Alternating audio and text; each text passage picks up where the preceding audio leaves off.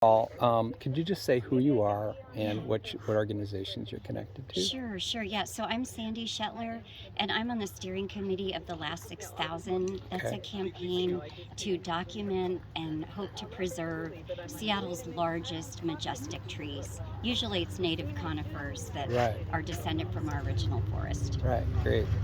And can you tell me, just give me the basics of what is going on here? Yeah, we came together last Wednesday to hold a gratitude gathering.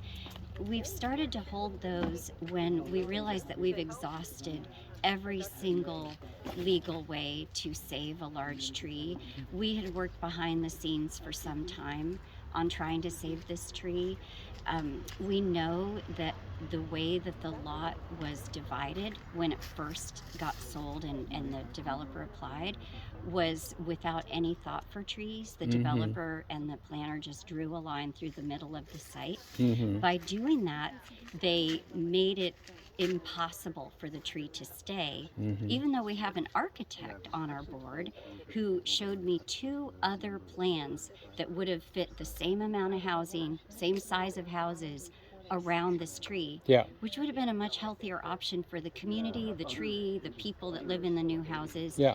But by the time we got notified about this tree from neighbors, it was far too late. That Mm-hmm. process was over a year ago, I believe. Right. So there's no hope of saving it. We held what is essentially a memorial service for someone who was still alive, this Mm-hmm. tree. Mm-hmm. Um, by doing that, several people who were there uh, just I could tell it just didn't sit well with them that we had actually given up on this tree.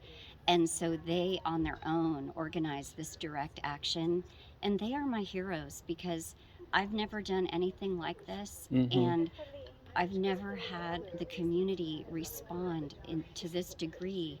And I'm feeling like it's a combination of love for this tree, awareness of what's going on that they have brought to it, coupled with the new policies that the city of Seattle has just instituted, which will clear cut all lots during development. It allows the developer to simply pay a fee. So instead of having a tree review, now the developer simply makes a tally and writes a check, and the check's not that big Mm. compared to what the trees are actually worth. Yeah. Yeah, they're not big dollars. So let's follow up on that a little bit. The way the city has portrayed this new tree ordinance is as a step forward that's maybe somewhat not completely great, but a step forward. And so it sounds quite different from what you're saying. Can you Mm-hmm. talk a little bit about that? Yeah, yeah. So the average property owner who's not developing their property will see it as something where there's a lot more regulation. So there are notices required for all kinds of tree work that were not required before. Mm-hmm. There's also a limit on how many trees a homeowner or a property owner can remove if they're not developing. Right. So that actually, if homeowners removing trees were the biggest part of the problem, Mm-hmm. we'd be happy.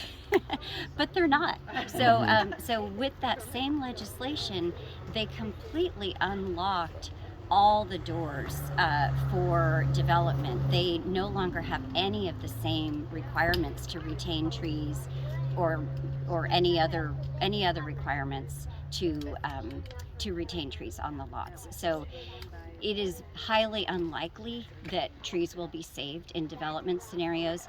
The big piece of that is that the developer now has the choice.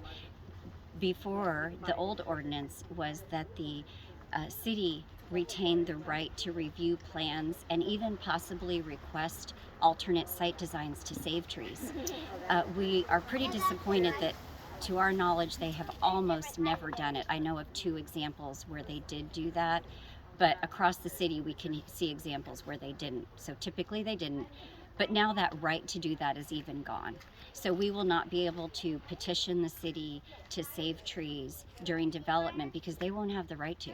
They could beg the developer, but they cannot instruct the developer. So to be clear, then what you're saying is that any development that happens within Seattle Yeah. that the developers are free to cut any tree of any size that they wish. Yes, Is that and right? including groves. There's one exception, which is a category called heritage trees.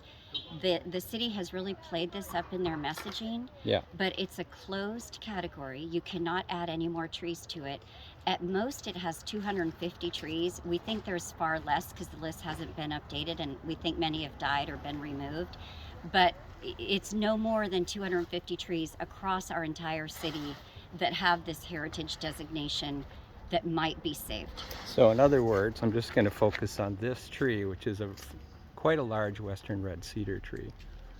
Would not be considered a heritage tree. No, because it was never elected or nominated by its property owner. Right. A heritage tree Okay. has to be nominated by its property owner, go to a committee, get a certification, and it just didn't happen that often. Right. It's a few trees. Right. But it will not save Seattle's green. So there's this thing out there kind of that tree is, I mean, what stuck in my mind was that they were going to have more difficulty cutting trees of a certain size. I don't remember 24 or 30 inches or something like They'll that. have to pay more because right now they get it for free. So they will have to pay a little more than what they've been paying, which is zero. Yeah. So, but they're Daddy, these, you moved it these, over here. Yeah. 'Cause I These didn't put it amounts there. are not anything that you would even really balk at. You Right, know, they're right. they start in the hundreds of dollars. They go up to a few $1,000s. In Right. very rare circumstances, Right. you'll find a bigger price tag for a real giant, like Yeah. a redwood. Yeah. Those can get up into like maybe $80,000, possibly even more. But most trees are going to be in that few $1,000 range, probably no more than 20 at the very most for the big trees like this. So Which we're is just, no problem for a developer, I would No, imagine. Yeah. No, not with the profits. Right, Yeah, they're right. and it's a sad trade-off. These trees are actually worth more dead than alive because the funds will go into supplementing the city's planting fund, which they could have easily found that money in the general fund. It doesn't really make sense that we're doing this. And the planting fund will plant trees in frontline communities. So we're removing trees from private property, and excuse me, I should have said public lands. So they're not for private property trees. They're for planting trees in parks and along streets.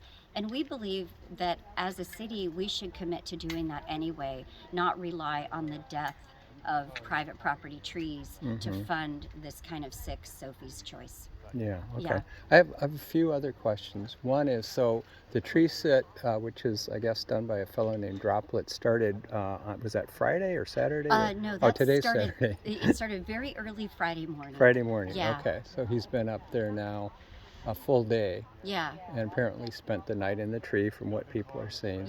yeah. So, and there's been a lot of support from the neighborhood, it seems. it's Can you talk huge. about that a little bit? Yeah. What's interesting is this has brought out support from like-minded people that we didn't even know existed. So I've heard a lot from the Snoqualmie tribe, which is thankfully fighting for a different reason for this tree. They are enormous supporters of trees generally, Right. but especially culturally modified trees, as this one might be.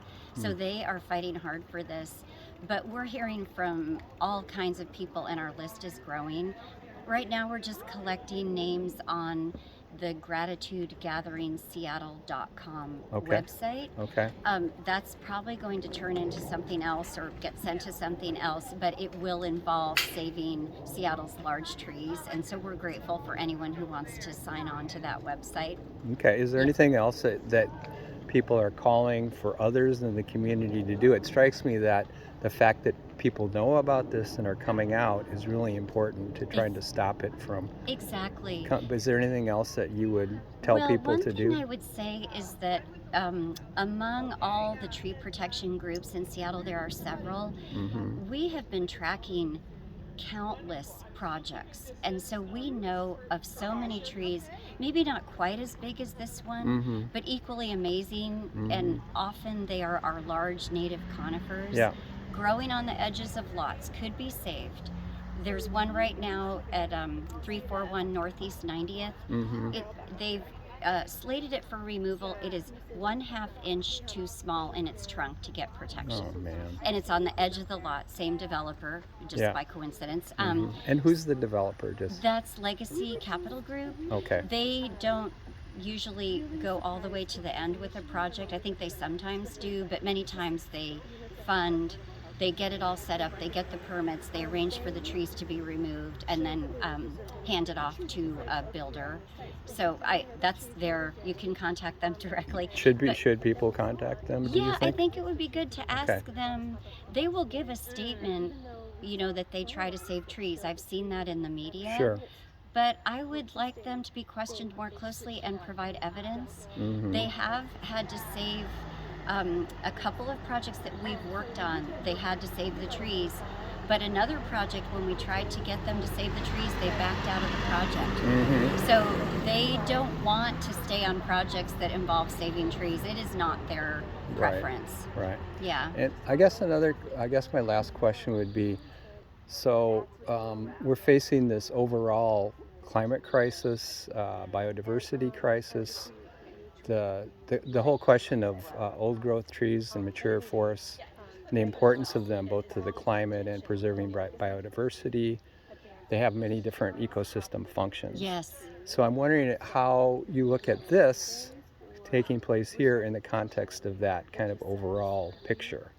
Well, for me, the most damaging part of this is that the city has given no consideration to exactly what you're talking about, to the value of this as a whole organism. There are essentially two places in Seattle that have this kind of forest. We're standing in one.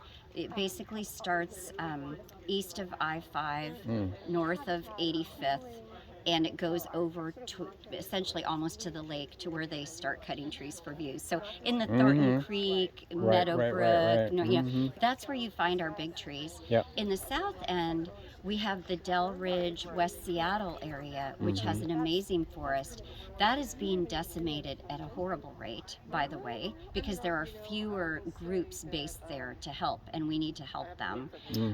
But in any case, both of those two places are reservoirs for our charismatic wildlife. The stuff, I know that we want to care about the whole thing, but it's magical to have woodpeckers, owls, other kinds of raptors, like the real Pacific Northwest quintessential forest, or iconic forest. Species. Iconic species. And we have them right in our city. We don't have to lose them. We could continue to be a magical city with very little effort. These trees are already doing the work, and I think what worries me is that it's done in a patchwork way, one lot at a time. But just as the city does not have, in my mind, a good definition of groves. It's a technical definition, has to be 8 trees, 12 inches in diameter or more. Canopies have to touch. Of course, that doesn't account for what trees want to do, which they're nice to each other. They have branch shyness and they try not to touch. Anyway, the city would not call this behind me a grove, but if you look around and pan around, we've got all our native conifers here. We are missing the hemlock, but we've got the firs, we've got the cedars. There might be even a weeping Alaska cedar over there, and they are growing together. Their roots are meeting underground. They are hosting wildlife families. Douglas fir over here. They're keeping each other cool. Yeah. So we need to look at it as an entire organism, not just as lot by lot, because lot by lot is how you lose it. Right. There's a lot happening under the ground. Yeah. In terms of and that mycorrhizal too. connections. Yes. And, Yeah.